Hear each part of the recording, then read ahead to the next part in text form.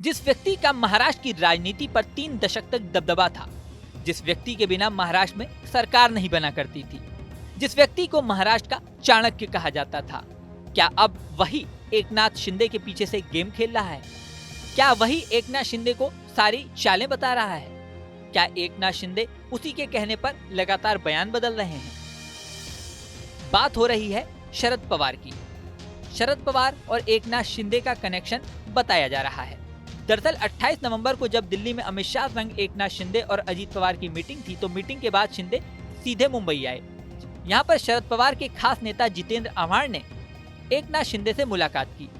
इस मुलाकात के बाद ही एकनाथ शिंदे सीधे अपने गांव चले गए और सभी से संपर्क बंद कर दिया। एकनाथ शिंदे के बारे में ये खबर आई कि वो बहुत बीमार हैं, लेकिन जब उनकी बीमारी की खबर आई, उसी दिन अजीत पवार ने ये बयान दिया कि महायुति में कोई दरार नहीं है और सीएम बीजेपी का ही होगा। अजीत पवार के बयान से ये माना गया बीजेपी और अजीत पवार ने मजबूती से हाथ मिला लिया है। कयास ये लगे कि एकनाथ शिंदे अगर ज्यादा दिन तक दूर रहे तो बीजेपी और अजीत पवार मिलकर भी सरकार बना सकते हैं। जैसे ही ये अटकलें सामने आईं, अगले ही दिन एकनाथ शिंदे ने सतारा में ही प्रेस कॉन्फ्रेंस की और मीडिया के सामने कहा कि महायुति में कोई दरार नहीं है, सीएम बीजेपी का ही होगा, इसमें उन्हें कोई दिक्कत नहीं है। इस बयान के बाद ऐसा लगा कि बीजेपी और एकनाथ शिंदे के बीच पैचअप हो गया है और अब कोई भी समस्या शायद नहीं आएगी। लेकिन अगले ही दिन ठाणे से ही उन्होंने ये बयान दिया कि जनता मुझे ही सीएम के रूप में देखना चाहती है।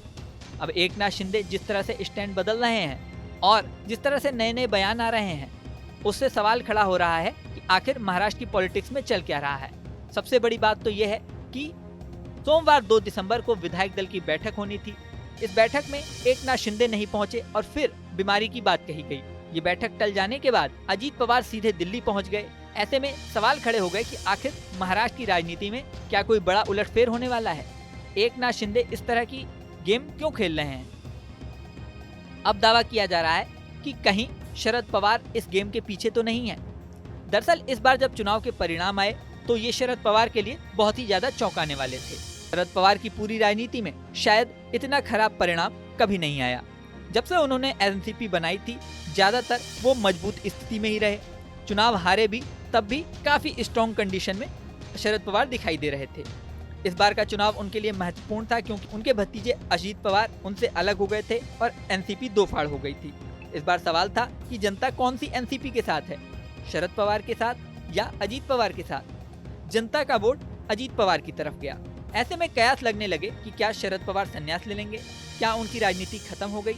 लेकिन शरद पवार को नजदीक से जानने वाले दावा कर रहे थे कि नहीं, शरद पवार इतनी आसानी से चुप बैठने वाले नहीं हैं। वो कोई बड़ा गेम कभी भी खेल सकते हैं। अब जिस तरह से महायुति में उलटफेर चल रहा है और एकनाथ शिंदे लगातार स्टैंड बदल रहे हैं, जिस तरह से जितेंद्र आव्हाड से उनकी मुलाकात हुई थी, उसके बाद से सवाल उठ रहा है क्या इन सारे गेम के पीछे कहीं शरद पवार का कोई माइंड गेम तो नहीं है। खैर, सच्चाई कुछ भी हो, कहा नहीं जा सकता। बेशक से ये सारी बातें कयास हैं, लेकिन पॉलिटिक्स में सब कुछ संभव है। इस वीडियो में फिलहाल इतना ही। बने रहें न्यूज नेशन के डिजिटल प्लेटफॉर्म पर। न्यूज नेशन अब व्हाट्सएप पर खबरों की ताजा अपडेट के लिए न्यूज नेशन के इस क्यूआर कोड को स्कैन करें।